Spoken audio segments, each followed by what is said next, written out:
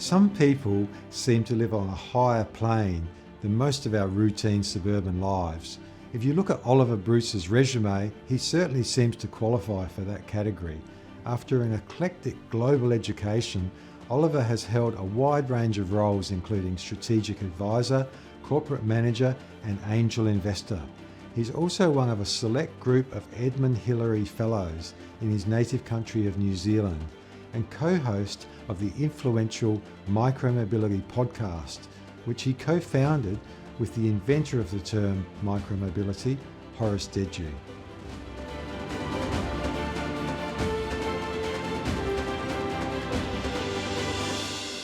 Oliver, thanks for coming on Influencers. You're most welcome. It's lovely to see you, Phil. Now, I'm going to start somewhere I've never started before in this series, and that's education. You've got one of the most diverse global education profiles I've ever seen on LinkedIn. Canada, Maine, Qatar. So how did that come about? Look, I was really lucky. Is probably the really short version of this. But when I was 16, there was a set of schools called the United World Colleges, and they still exist. There's 15 of them around the world now, and they had originally been founded by Kurt Hahn, who founded Outward Bound and a couple of other things.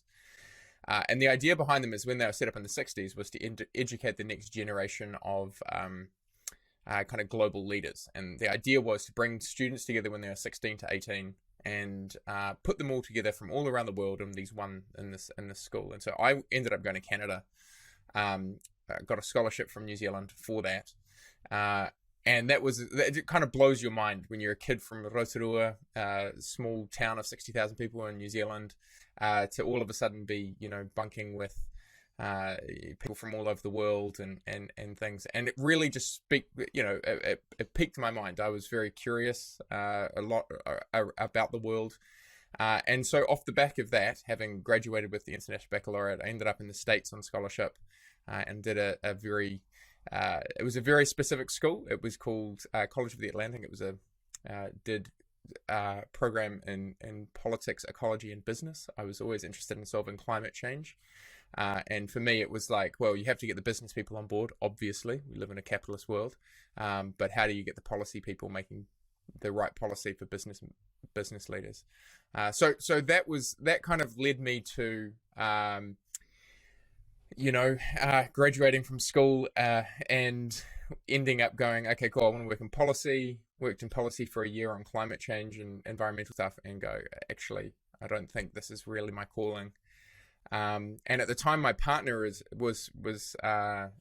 she had grown up in the Middle East and her family was still there. So we ended up in Qatar. And while I was there was a course in scientific commercialization that was available through the Qatar Science and Technology Park.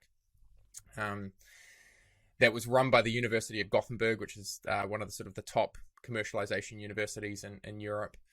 So I ended up picking that up, and then I kind of bounced around. I kept on following my nose. I ended up building industrial projects in Qatar, which I can tell you as an environmental activist. And until then, it was really what am I doing here? But I think I certainly really came around to this idea that if you want to change, living somewhere like Qatar, you really realize if we're serious about climate change, we have to just work out how to build better solutions. Like, we will not fight our way out of, not pulling big fossil fuel resources out of the ground. That's not going to work. And for them, the mentality was, this is our inheritance, and fair dinkum to them. They've got people from all over the world coming and saying, hey, we'd like to buy your gas and oil. Like, why on earth would they not do that? So that's really what led me to wanting to work in tech, wanting to work in disruptive innovation, and what led me to working at Uber, which is what I did when I came back to New Zealand and Australia, and has led me on to the work that I do now with micromobility. Excellent. I do just want to backtrack for 1 second, back to what you said about the College of the Atlantic, which I've Google mapped and is in the most incredible location.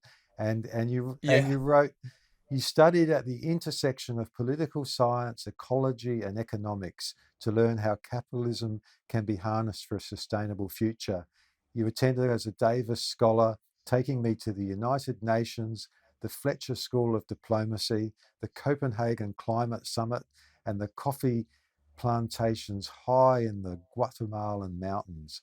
So that sounds almost poetic, as well as really interesting. So it must have been Oh amazing to yeah. live those experiences. Oh, it's an amazing, it was an amazing university. It really was. Like it was, I'd been in New Zealand. I'd come back to New Zealand after I'd been in Canada, and I was looking around. I knew I wanted to work in climate. I knew I wanted to work in sort of working on problems. And yet, the challenge that we have in Australia and New Zealand is that our universities are very deterministic and quite regimented in the way that you study. So it's, you pick law or you pick engineering very early. And then the US, obviously, they're a lot more of a, hey, just go get a liberal arts education, study what's interesting to you, and we'll make you broadly educated. And that was really attractive. And College of the Atlantic was one of the most flexible programs I've ever seen in an undergraduate for something like that. So, yeah, and they had at the time as well, which is how I ended up at the UN and in the Copenhagen Climate Summit, one of the best kind of undergraduate environmental policy classes, courses at the time. And so we ended up going to the UN as student delegates and really studying with policymakers who worked in that space and in the NGO space, and then getting real exposure to that, which was amazing because you come home to New Zealand and spent a lot of time talking to my peers, and I was just blown away by the opportunities I'd had in that regard. Well, let's move on to your professional career, which to me sounds equally stratospheric and exotic. So how would you like to summarize your professional career from, finishing your undergrad and starting in the professional world?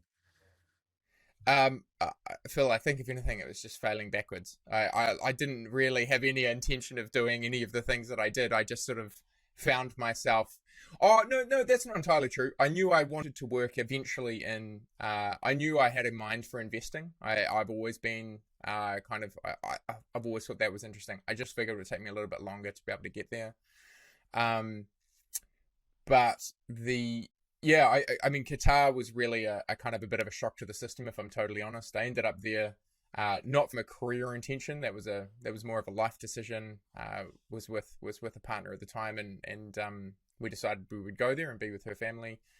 And I got to study and work under the former head of business development for one of the largest Indian business houses, who was at the time building industrial projects in Qatar and the wider Middle East. And so they were amazing.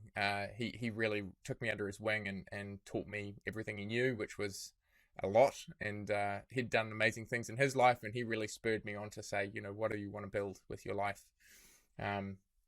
And so from there, I ended up going to, I said, I really want to work in tech. I think that's where I'm going to have the culturally most aligned.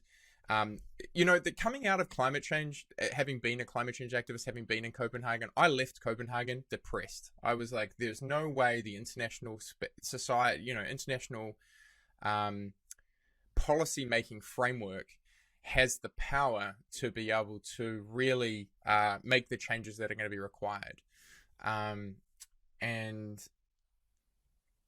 it was the next couple of years was me really kind of getting to terms with that and going, okay, it's not going to be a political solution. What we really need is to work out how to get those businesses involved that will build the solutions that change what is really the Overton window of possibility. So, I'll give the example. In 2009, if you'd said, hey, we're going to be building 1 million electric cars a year or 2 million electric cars a year, everybody at the time would have said, you're totally and utterly mad. There is nobody building electric cars. There's nothing on the roadmaps of building electric cars or anything like that. And then all of a sudden, someone like Tesla comes along, builds the most compelling car, not electric car, but just car, and forces everybody else to want to compete against that. And as a result, now I think you're seeing, it's the only area of growth in the auto sector. And so utilizing those forces to be able to, if you can build a compelling solution, it really kind of changes the conversation. It gets people into the room and allows for folks to say, we can see a pathway and a solution. So I could see that was a thing, and I wanted to work in tech when I was in Qatar. And Uber at the time, I actually thought that the real way that I was going to address climate change and work on that space was to work in autonomous cars. And I knew autonomous was going to make a really big difference if you could combine it with electric. So electric cars, if they're autonomous, shift towards being a service. Then all of a sudden, if you pay $200 a month and you get a car outside your house, anytime you need it within 5 minutes, you can really let go of owning your own car. That's why people pay $30,000 is for the option to say, right outside my house, I have an option to be able to go where I need to go reliably. And we incur all these other hassles, but really what we want is that we want that optionality. I was pretty sure at the time that Uber was going to be the service to build that, and they were really building the business model around it. And so managed to get a job with them. In New Zealand, and then in New Zealand and Australia, and the team called Strategic Projects, working on all the future integrations. But by 2018, it was pretty clear. It's like these autonomous cars are a long way away. And right now, what I've built is, or I'm working to help build, is a very, compelling service. But even as we were looking at investigating, could we make these cars electric? How would we drive a greater uptick of electric cars into the fleet so that we can overall reduce the emissions of anybody who's wanting to move around our cities in Australia and New Zealand? It was really clear when I did the math that wasn't going to be the solution. It wasn't going to be a material part of the solution going forward, at least for another couple of years. And I still hold high hopes for autonomy. I still think that vision will come to be. I just think it'll take probably longer than I certainly thought in 2015. Let's just pivot therefore to micromobility, because essentially what you're saying is you've reached the conclusion that moving a 50 or 100 kilogram person around in a 3 to 3,000 kilogram, whatever it might be, 1,000 kilogram vehicle in a city and the space it takes to drive and park and whatever just doesn't really stack up, just due to laws of geography and physics and so forth. Not wanting to put words in your mouth, so if you feel like disagreeing, that's perfectly please do so. So moving on to micromobility, and also I'm particularly interested in your angel investor activities and what. Oh, sure, yeah. What do you look for in a company before you decide to invest in and particularly in the micromobility context? Totally. So maybe I'll take you through micromobility first, and then I can talk a little about the angel investing. So micromobility, the thesis we had for micromobility, and I'll maybe explain it in the context of my career too. So I left Uber and I was looking around and saying, look, if I'm really serious about radically reducing emissions in transport, what is going to be that sort of technology that I can point to and say, hey, I think if we do a lot of this, we'll probably make a big impact. And I had been in touch with Horace Dediu, who's my co-host for the podcast, over the years. When I joined Uber, I've read all his things from 2011. And Horace, for context, is one of the kind of foremost thinkers on disruptive innovation. He worked with Clayton Christensen at the Harvard Institute, at Harvard Business School.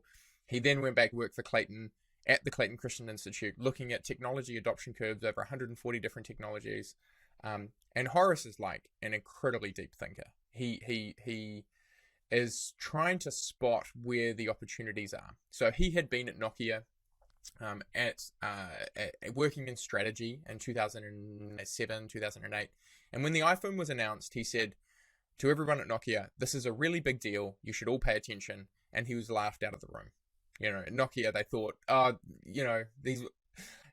the time, the sort of attitude was these iPhone, these PC folks aren't just going to walk in here and take this over, like you're mad. And he said, no, this conforms to all of the things that I think about for disruptive innovation. It's a new computing platform. It's a new way to think about solving what he calls the job to be done of things. And computing is very broad purpose. So in the beginning, the smartphones were not particularly compelling, but they became more and more capable over time. And as they did, they ended up becoming the predominant computing platform, and usurped absolutely everything of how we have done things in the past. So, for numbers, we've got 4 or 5 billion smartphones in the world. We were never more than about 1 billion computers, maybe 1.5 billion computers. So you just have another order of magnitude bigger market that's addressable with these smaller, kind of lower serving computers. So Horace had made his name as the guy with Apple, having spotted the iPhone, written about it. I'd been reading his stuff from 2011. And he had thought, Apple at this point will now get into car manufacturing. They're going to make a meaningful contribution in the car industry. He'd done a whole podcast series, 2014 to 2016, called A Sim Car. And when I hit him up, I said, look, I've just left Uber. It turns out I've made a little bit of money in doing some other things, some early stage investing that I've done in other areas. And I am really keen to support you, and I want to do another thing on cars. And he said, actually, look, it's not cars, it's electric bikes and scooters. They have all the characteristics that I can see that was in the early days of mobile phones. So we don't have an iPhone yet in the micromobility space. I still believe this. But we can see that there is a Nokia 3310. We can see that there are really compelling use cases for these vehicles.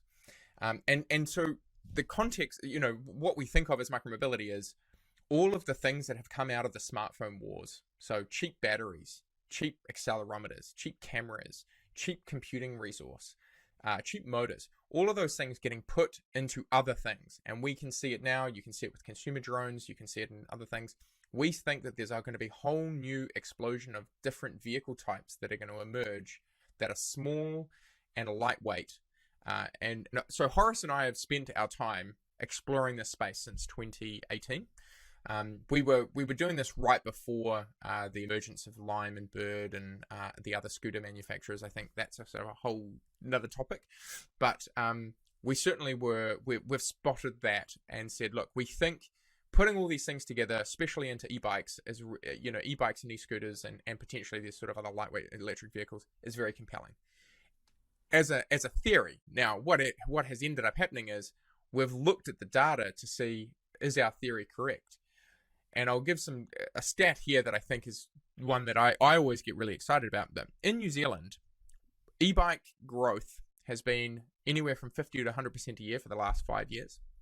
We will sell more electric bikes and scooters next year in New Zealand than we will new cars, like all new cars, not just electric cars, all new cars. And when people buy an e-bike, they use it 3 to 4 times more than they do if they have a standard car. And like anybody who's ridden an e-bike kind of knows why, which is that it's a very magical experience of all of a sudden I feel like I'm amplified, I feel like I'm superhuman, and I want to get out and ride this thing because it allows me to go and do a whole bunch of stuff that I traditionally wouldn't have done on a bike. And they're a sleeper hit. Nobody is paying attention to this. So what we have done with the Micromobility Podcast since 2018 is just cover this phenomenon and talk to anybody who's in the space who's building, which is how we've got to know a lot of the folks a couple of folks in Australia, including Mina Nada at Zumo. And we run a conference on that too. So we run Micromobility conference. We have one coming up in Europe in June, June 1st and 2nd in Amsterdam. And then we've got another one coming up in the US later on in the year, which will be announced very soon. So we can see that there's this whole new vehicle space that's going to emerge. And it's really going back to, if I go back to that disruptive innovation framework that Horace was really good at doing, we feel like these vehicles are like the smartphones compared to the cars. And you think of the cars as a laptop. Everybody wanted a computer because it was a really useful tool. And I completely agree. And I still use my laptop. I use it all the time, but I use my phone way more. And what we can see is that cities, will end up being rebuilt around micromobility as a predominant form of transport. Because the cost basis of being able to use these vehicles is going to be incredibly, incredibly low. The marginal cost per kilometer when you've got electric and kind of low cost componentry and things like that, you can make, what happens when all of a sudden it only costs you 5 cents per kilometer to travel anywhere? and you can travel there at speed, and you can, it's not quite as fast as a car, but it's compelling within an urban environment where 60 or 70% of the people live in the world these days. So that's our thesis, and it seems to be confirmed so far, and we're seeing a huge amount of growth in that. I'm conscious of the question as well that you asked about angel investing and how I think about that space. So I'm broadly very positive on the sector. I think micromobility is a very fast growing sector. The challenge, of course, in that is there is a long history of vehicle manufacturers, carcasses of vehicle manufacturing companies that exist.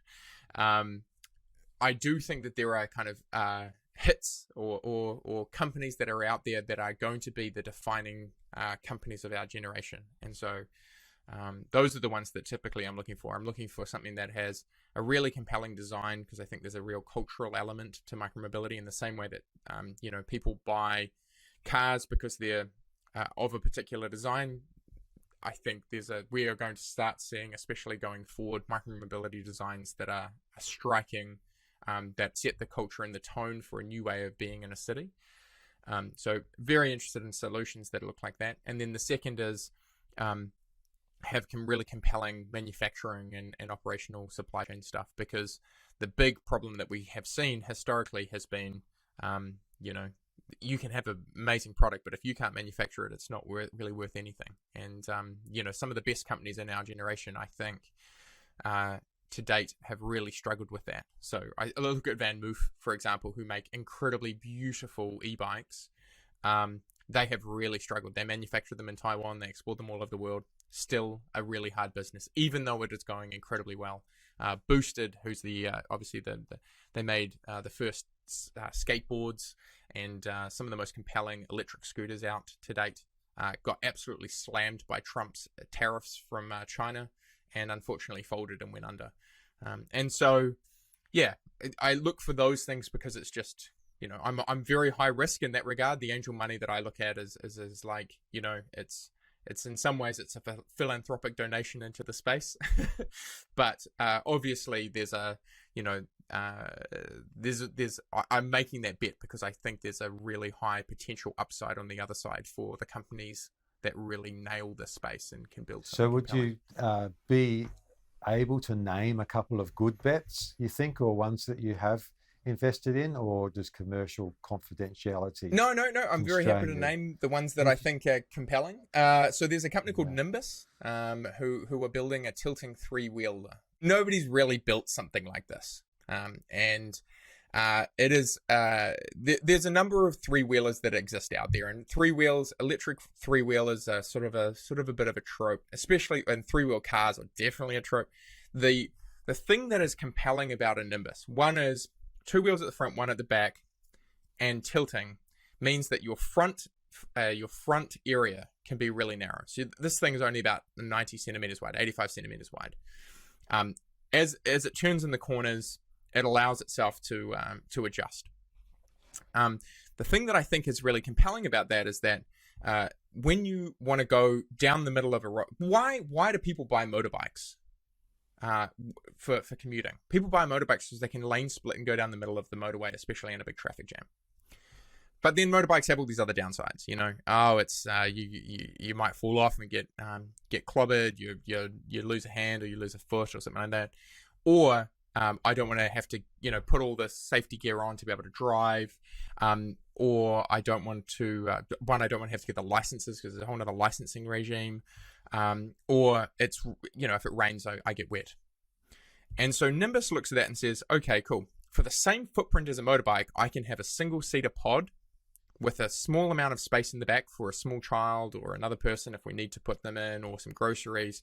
I have a fully enclosed environment. It's electric, because it's a three-wheeled vehicle, there's actually this weird class of category called an autocycle, which emerged because of this thing called the Piaggio ape. Piaggio ape was the little ute that they used to drive around the streets of Rome, made by Piaggio, the Italian car maker, or Piaggio actually started making the Vespa as well. They because they're Italian, the Italians were there when the French were writing the car standards that were globally exported. So between the French, the English, and the Italians, they said, yep, every country around the world is going to eventually have an auto cycle category, and so everywhere does. Australia and New Zealand, you can drive these auto cycles on a car license. They're insurable as a car. They're importable as a car. You can register them in New Zealand and it costs $400. There are some companies that have seen that and exploited it. There's one called Arcimoto. I think they are, again, I've driven an Arcimoto. It feels like a Nokia 3310. You know, it's like, hey, I feel like there's something compelling here about the phone.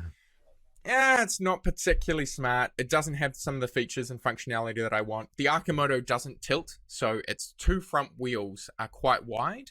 And because its two front wheels are quite wide, you can't do the lane splitting. It's not fully enclosed, and it's quite long. Whereas the Nimbus, you can park directly into the curb. So look, those sort of things I think are compelling. I think there's something really interesting there. The entire vehicle will be about 450 kgs, and they're aiming for a price point of about $10,000 Australian. So at $10,000 Australian, you go, okay, well, you've got a vehicle that would fit onto most fleets because it's a single-seater pod. Most times, people are only ever transporting themselves, especially if it's available on like a car rental fleet or a scooter fleet or something like this, similar to that. You can walk up to it with your phone, unlock it, pay on a per-hour basis. At a $10,000 price point, all of a sudden you're paying $5 to $7 an hour. And that becomes really compelling for intra-city transport. And I do think we just haven't had that, until now haven't had kind of people trying to build these solutions. And there's been a whole range of different reasons. One is, it's cost a lot to be able to go and build solutions like this in the past. I think that the reality is, micromobility and the fact that all these components that go into a vehicle like this are actually becoming way down in price just means there's more experimentation, and I think that there's compelling.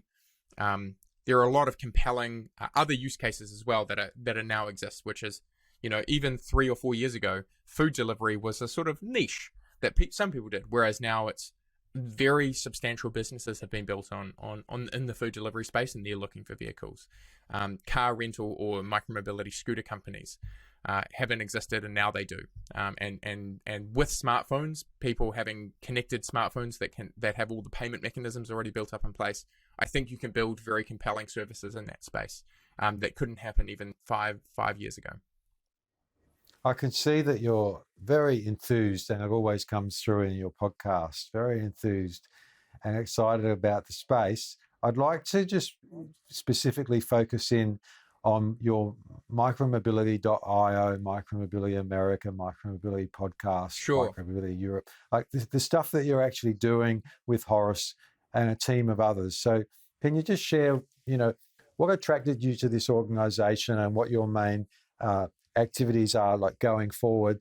Also, in the context of that, you're speaking to me from Wellington, New Zealand. How come you're not in New York or Silicon Valley or Europe or whatever? Well, why aren't you, Phil? More in the center. Yeah, totally. But no, this is the thing. So one of the amazing things that I think exists nowadays, and I think is probably certainly very underappreciated, is that you can do a lot these days on the internet. And so I now advise companies globally from New Zealand. I do travel, and so the part of the micromobility conference that exists is obviously we work out how to bring all these people together, and we do that twice a year. And we have incredible speakers coming to these spaces, and all the what we've really focused on at Micromobility Industries has been what we want to do is bring together the builders, and we want to celebrate the entrepreneurs who are building in this space, because I think for us, if it comes back to it, that is where the most compelling and interesting part of this whole journey is that micromobility has opened up a whole new space for entrepreneurship and for new vehicles to emerge, and we want to celebrate that Cambrian explosion of possibility. And so that's, we obviously we're focused on Europe and we're focused on the States, just because that's where we see the highest concentrations of startups that are in that area. And then for me, the podcast is an incredible tool for being able to discover and then surface and tell the stories of those companies that are doing it. And I know that has helped spur on, I advise and talk to a lot of micromobility entrepreneurs, and for them, just hearing other people, one, having an articulatable thesis and saying, hey, look, just go to these guys. They will tell you when they're going to talk to investors, for example, go and listen to Oliver and Horace. They will tell you why the space matters, why you shouldn't be investing in it, why it has a compelling future, which makes their job a lot easier. 10 years ago, it was incredibly challenging to be able to raise capital in this space. Hardware, we don't want to touch it, especially vehicles. Like, there's nothing compelling about that. And yet, I think the part that we are doing well, if I think we're doing anything well, is that we're really good at telling the story and bringing the people together who are kind of believers. And there's a very funny gentleman by the name of Riley Brennan, who is he runs something called Trucks Venture Capital, which is a venture capital firm in San Francisco, invests in mobility startups. And he calls going to those conferences being in the Church of Dediu. And this is Horace Dediu, obviously, but he's like, but it's religious, you come along, you have an opportunity to really believe, get an understanding of and believe in this, the thesis of why this matters. And so, I'm loath somewhat to think that I help run a religious cult, but I certainly think that there's something to be said for getting out there and being able to articulate the significance and importance of, hey, this is a underappreciated solution and answer to the challenges that we face in the world, which is, you want to work out how to improve economic productivity. Great. Don't spend 1/3 of your income on transport. Work out how to radically reduce that. You want to be able to have more cities that are more connected and people who are happier because they're not spending all their time traveling in cars or stuck in traffic. Great. I've got a solution for you in that space. And you want to radically reduce emissions? Awesome. As it turns out, this is the way to do it. You 1/100th the emissions on an electric scooter is that of a standard car. So there's a little bit of fervor that we hope to be able to whip up in those folks who spend time with us. But we think entirely justified, if I may. Well, there's nothing wrong with being a micromobility evangelist, as you are. And so you just mix as much of that Kool-Aid as you can and serve it out at your conferences. I just want to wrap up with a couple of final questions. And the second last one I'd like to split into two parts. So the question is, what do you see as the most important advances coming and growth areas? And part one of that, I'd like to say in the short to medium term, which I'll define as from now until 2025. So just in the next couple of years, what do you think is going to advance most quickly? What do you think will be most significant? Yeah, the things I'm most excited about are like Nimbus. So Nimbus is building pre-production prototypes. It's out at the moment for getting funding to be able to take these things to production. I certainly think there are other vehicles. Now, hang on a minute, Oliver. That's just a blatant spruik to increase the value of your angel investment. Sure. So we've talked about Nimbus. What about something else? So the others are, for example, I'm broadly very excited about anything where you've got a connected service and a new vehicle type. The thing that I can see that I get really excited about, again, Zumo. I didn't invest in Zumo. I really should have, but I think that they have nailed the use case really well of just saying, people are delivery drivers. They want something that's reliable. They want a vehicle that's reliable or an e-bike that's reliable, and they want to be able to do that at a fixed cost per week, and they just build a service around it. I do think that people are really going to nail. We will continue to get better and better quality vehicles coming down the pipe. I look at the new Van Moofs or Cowboys that are being launched, or Rad Power bikes, and I just go, we are going to get to the point where there's an inflection point where the costs are really going to drop. and we'll get to real volume manufacturing, and into something very compelling for a couple of $1,000s, and then you pair that with a subscription style model, and all of a sudden having an e-bike like a Van Moof or a Cowboy, where you can explore a city at the same cost as what it would be to get a public transport pass, and a third of that or 1/4 of that of what it would cost to run a car, and that you can get the vehicle service and it's reliable and all that sort of stuff, I just think is going to be incredibly compelling for a lot of urbanites. And I think what we'll see is that'll change the conversation at the government level around infrastructure and what we need to be building. So I think that's pretty cool, and I think that's very achievable within 3 years. Okay, excellent. That's within the next 3 years. And let's just ask the same question with the longer time frame. Maybe you define how far into the future, but 2025 onwards, what do you see as the big developments that are most likely to happen and really change the world in this space? It's actually not specifically around the vehicles. I think the vehicles will come.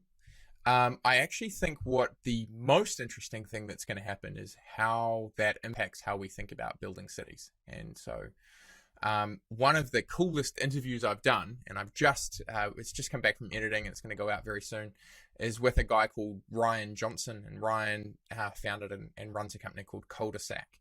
And Cul-de-sac are trying to build car-free cities in the US. They want to build the first car-free city in the US. And is he the one doing the city in Phoenix, yes, Arizona? Yeah. So he's doing it in next Tempe. To the light rail? Yeah, right next to the light rail. Yeah, he's very compelling. And the thing that I loved about him is that he comes at this from a totally non-ideological perspective. He said, look, I used to run Open Door. Open Door was a way that you could sell a house to a company, effectively a private equity firm. You'd go online, they would estimate what your house is worth, and you could sell it there and then and have cash in the bank the next day. So you didn't have to go through the selling process or anything like that. So for a lot of people, that was a compelling way to sell a house. He was one of the early operations people there and helped build the company. But he came out of that and he said, look, what we also got when we were building that company was all of the insight about what people wanted. And in actual fact, most people want to live in a walkable neighborhood, or a neighborhood in which they can easily ride their bikes around. In fact, most people say that, and yet only 8% of the people in the US actually do that. And the reason for that is because of the car, because we all end up with living in really sprawly cities with terrible zoning laws that have built their cities around cars.